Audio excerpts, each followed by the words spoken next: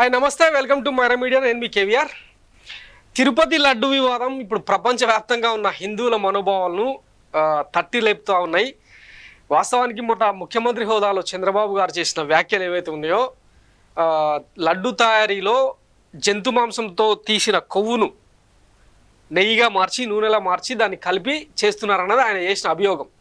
దాని మీద నేషనల్ మీడియాతో సహా పక్క నుండి అంటే మనకంటే ఎక్కువ హిందువులు ఉండే కర్ణాటకలో కావచ్చు, పండితులు సిద్ధాంతులు ఇట్లా వీళ్ళంతా తమిళనాడులో, చెన్నైలో, తర్వాత బెంగళూరులో, కర్ణాటకలో ఇట్లా చాలా చోట్ల నుంచి కుక్క తిట్లు తిడుతూ ఉన్నారు టీడీపీ చేస్తున్న దుష్ప్రచారాన్ని.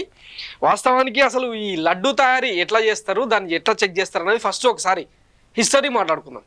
తిరుపతి లడ్డుకు జియోగ్రాఫికల్ పేటెంట్ను ఎప్పుడు వైఎస్ రాజశేఖర రెడ్డి ముఖ్యమంత్రిగా ఉన్నప్పుడు దానికి సంబంధించిన ఆఫీసు చెన్నైలో ఉంటుంది అనమాట. అక్కడ నుంచి అప్లై చేస్తే దానికి వచ్చింది. అంటే తిరుపతి లడ్డుని ఎక్కడ కూడా డూప్లికేట్ చేయొద్దు అన్నదానికి ఇదొక ప్రూఫ్.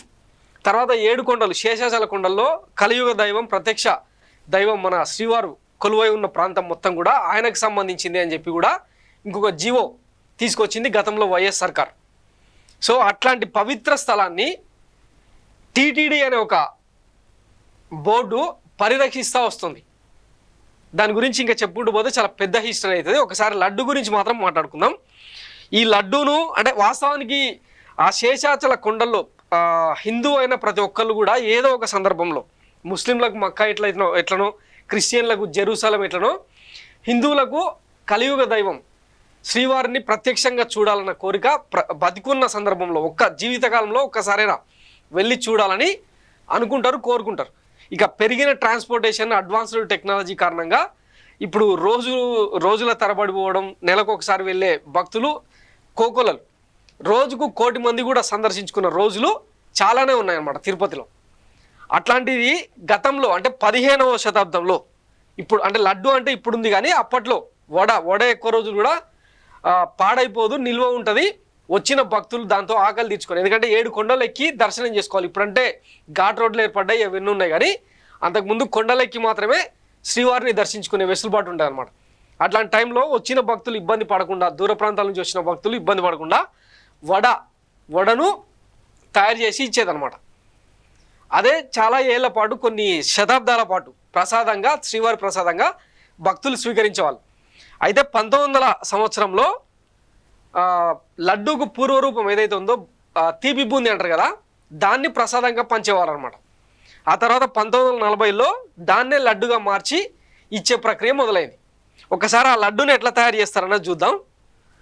లడ్డు తయారీ కోసం ప్రత్యేకమైన పద్ధతులను ఈ లడ్డు పోటులు అంటే శ్రీవారి లడ్డు పోటులో ప్రత్యేక పద్ధతులను పాటిస్తారు. ఈ ప్రసాదం తయారీ కోసం స్వచ్ఛమైన శనగపిండి, పటిక బెల్లం, నెయ్యి, ఎండు ద్రాక్ష, ఏలకులు, జీడిపప్పు, కర్పూరం మొదలైన పదార్థాలు ఉపయోగిస్తారనమాట. దీన్ని గతంలో అంటే రకరకాల పేర్లతో పిలుచుకునే వాళ్ళు అనమాట. తిరుప్పొంగం, సుఖియం, అప్పం, వడ, అతిరసం, మనోహర పడి లాంటి పేర్లతో పిలుచుకునేవారు అనమాట. ఇప్పుడు శ్రీవారి లడ్డుగా పిలుస్తూ వస్తున్నారు అన్నట్టు. పోటు తయారీ లడ్డు ఎట్లా తయారు చేస్తారంటే, తిరుమల ఆలయంలో మూలమూర్తి కొలువు తీరి ఉండే గర్భాలయానికి శ్రీవారి పోటు వంటశాలకు ముందు వకులమాత విగ్రహం నెలకొల్పారు. వాస్తు ప్రకారం ఆగ్నేయంగా ఆలయంలో నిర్మించిన చోట పోటు ప్రసాదాలు తయారు చేస్తారు. తయారైన ప్రసాదాలను శ్రీనివాసుని తల్లి వకులమాత విగ్రహం వద్దకు తీసుకెళ్తారు. అక్కడ ఆమె ముందు ఉంచిన తర్వాత స్వామివారికి నైవేద్యంగా సమర్పించడం ఆనవాయితీ. లడ్డు, వడలు మొదలైన పానీయారాలు ఆలయంలో సంపంగి ప్రకారం ఉత్తర భాగాన తయారు చేస్తారు. వాటిని కూడా తల్లికి చూపించాకే స్వామికి నైవేద్యంగా సమర్పిస్తారు. శ్రీవారి ఆలయంలో లడ్డూల తయారీకి వాడవలసిన సరుకుల మోతాదును దిట్టం అంటారు. దీనిని తొలిసారిగా టీటీడీ పాలక మండలి 1950లో నిర్ణయించింది. పెరుగుతున్న భక్తులకు అనుగుణంగా దిట్టాన్ని పెంచుతూ వచ్చారు. ప్రస్తుతం 2001లో సవరించిన దిట్టాన్ని అనుసరిస్తున్నారు.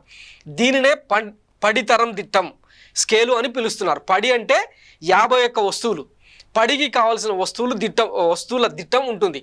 ఆ ప్రకారం ఉగ్రాణం అంటే శ్రీవారి స్టోర్ నుంచి వస్తువులు ఇస్తారు. దీని ప్రకారం 5100 లడ్డూలు మాత్రమే తయారు చేయడానికి ఇన్నేసి కిలోల ప్రకారం దిట్టాన్ని అనుసరిస్తారు. ఆ దిట్టం ఏంటంటే ఆవు నెయ్యి అంటే 5100 లడ్డూలు తయారు చేయాలంటే ఆవు నెయ్యి 165 కిలోలు, శనగపిండి 180 కిలోలు, చక్కెర 400 కిలోలు, యాలకులు 4 కిలోలు, ఎండుద్రాక్ష 16 కిలోలు, కలకండ 8 కిలోలు, ముంతమామిడి పప్పు 30 కిలోలు. ఈ మిశ్రమంతో సుమారు 5100 లడ్డూల వరకు తయారవుతాయి. శ్రీవారి ఆలయం ఆగ్నేయ దిక్కులో ఉన్న వంటశాలలో సుమారు 15,000 వరకు లడ్డూలు తయారవుతాయి. తొలి ఆ రోజుల్లో లడ్డూలను కట్టెల పొయ్యి మీద తయారు చేసేవారు. అయితే పెరిగిన భక్త సందోహం కారణంగా అడ్వాన్స్డ్ టెక్నాలజీతో మెషినరీని వినియోగించి ఇప్పుడు తయారు చేస్తున్నారు. రోజుకు 10 లక్షల లడ్డూలను తయారు చేసే యంత్రాంగం ఇప్పుడు అక్కడ ఉందన్నమాట. సో ఇది లడ్డూలకు సంబంధించి పూర్వాపరాలు అన్నట్టు. తిరుపతి లడ్డుకు భౌగోళిక కాపీరైట్ అంటే పేటెంట్ హక్కు లభించింది. దీనివల్ల తిరుమలలో తయారయ్యే లడ్డు ప్రసాదంపై తిరుమల తిరుపతి దేవస్థానానికి పూర్తి హక్కులు సంక్రమిస్తాయి.